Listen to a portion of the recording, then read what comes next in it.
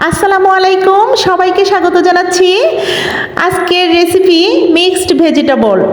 Mixed vegetable রান্না করার জন্য আমি এখানে নিয়েছি ফুলকপি, আলু, গাজর, শিম আর হচ্ছে স্প্রিং অনিয়ন, বেগুন। এই সমস্ত সবজিগুলো কিউব করে কেটে একটা বড় বোলের মধ্যে একত্রিত করে ঢেলে নিয়ে পর্যাপ্ত পরিমাণ পানি দিয়ে ধুয়ে নেব। আর 4টা টমেটো ধুয়ে পরে আমি কেটে নেব। তারপর একটা হাঁড়িতে পানি ঝরিয়ে রেখে দিচ্ছি। ভিডিওর শুরুতেই আপনাদের কাছে বিনীতভাবে অনুরোধ জানাচ্ছি, ভিডিওটিতে একটি লাইক দিতে ভুল করবেন না প্লিজ। ভিডিওটি কন্টিনিউ করুন, ফুল ওয়াচ হচ্ছে না, ছোট ছোট ভিডিও প্লিজ। মোট 1.5 কেজি পরিমাণ ভেজিটেবল। মিক্সড ভেজিটেবলের জন্য আমি এখানে কিছু মশলা নিয়েছি।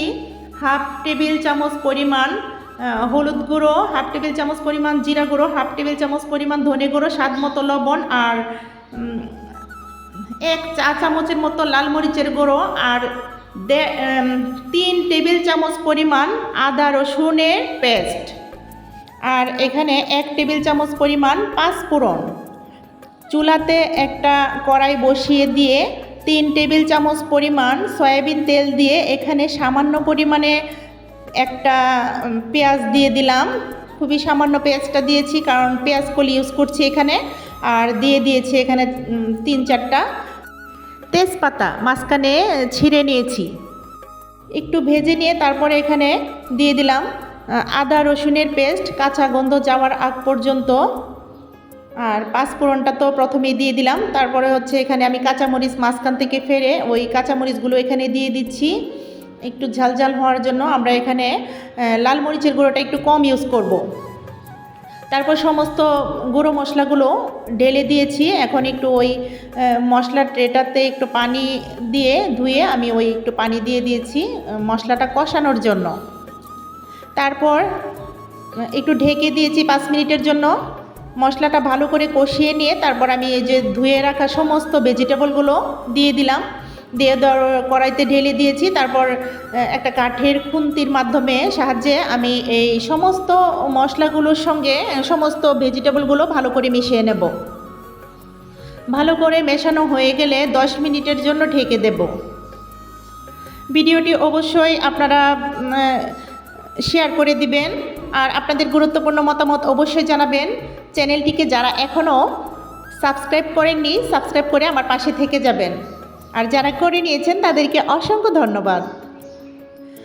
10 মিনিট পর ঢাকনা তুলে আবারও একটু নাড়াচাড়া করে এখানে আমি অল্প পরিমাণে গরম পানি অ্যাড করে দিয়েছি, কারণ ভেজিটেবল কিন্তু আমি বয়েল করে নিইনি।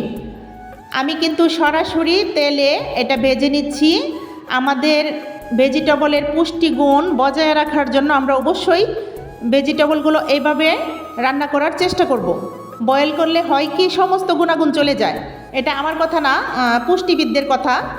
যাই হোক, তারপরে এখানে দিয়ে দিলাম 90% যখন সেদ্ধ হয়ে গেছে তখন দিয়ে দিলাম এই টমেটো কিউব করে কাটা টমেটো আর আবারও কিছু কাঁচামরিচ, ফ্লেভারটা যেন ছড়ায় সেজন্য আবারও আমি কাঁচামরিচ কিছু দিয়ে দিলাম। আর আগে কাঁচামরিচ দিয়ে দিয়েছিলাম একটু ঝাল হওয়ার জন্য, যেহেতু আমরা এখানে গুঁড়ামরিচটা তেমনভাবে ইউজ করিনি।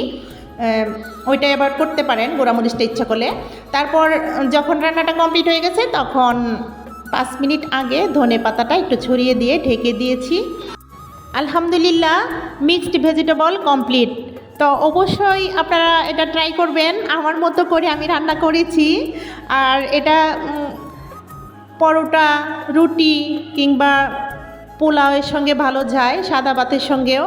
তো অবশ্যই এটা খুবই সুস্বাদু হয়েছিল। একবার হলেও আমার মতো করে ট্রাই করবেন। জানি না কে কীভাবে রান্না করেন। তো আগামী ভিডিও দেখার আমন্ত্রণ জানিয়ে আজকের মতো এখানেই। সবাই ভালো থাকবেন, সুস্থ থাকবেন, আমাদের পাশে থাকবেন, আমাদের জন্য দোয়া করবেন। আল্লাহ হাফেজ, আসসালামু আলাইকুম।